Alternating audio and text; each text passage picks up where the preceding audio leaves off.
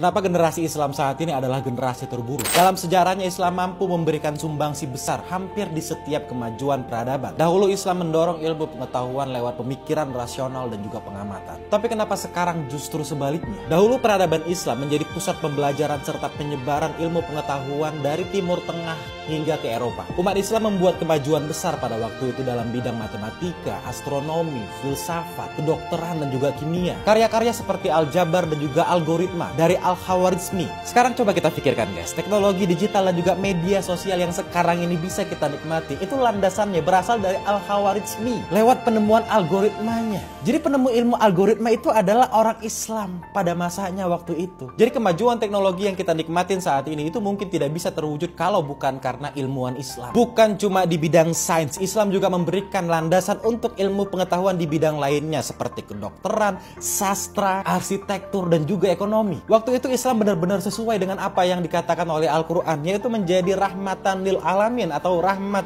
bagi sekalian alam. Tapi kenapa Islam saat ini seolah-olah jauh dari apa yang dijelaskan dalam Al-Quran, yaitu sebagai rahmat bagi sekalian alam? Kita sebut saja peradaban saat ini itu dipimpin oleh Barat hampir di semua bidang pengetahuan. Perekonomian juga dikuasai oleh negara Barat dan banyak negara Islam menjadi salah satu negara paling miskin di dunia. Banyak umat Islam dunia yang saat ini hidup dalam penderitaan dan juga kemiskinan. Pertanyaannya, kenapa semua itu bisa terjadi? Apakah karena ajaran Islam itu sendiri yang menghambat kemajuan umat manusia di dunia? Justru sebaliknya, Islam sangat-sangat mendorong umatnya untuk menciptakan kemajuan peradaban, dan itu bisa kita lihat dari ulama-ulama kita terdahulu. Mereka bukan cuma penghafal, mereka juga adalah seorang saintis, arsitek, dokter, sastrawan, dan juga ekonom. Mereka berusaha mengajarkan kepada umat untuk mengejar akhirat dengan cara memajukan bumi. Karena bukankah itu alasannya manusia diciptakan, yaitu menjadi khalifah untuk memimpin kemajuan dunia. Islam saat ini tidak mampu memimpin perubahan dunia, alasannya adalah karena umat Islam diajarkan cara menghafal, tapi lupa diajarkan caranya berpikir. Rumah tahfiz Quran menjamur di mana-mana, tapi sangat sedikit sekali, bahkan mungkin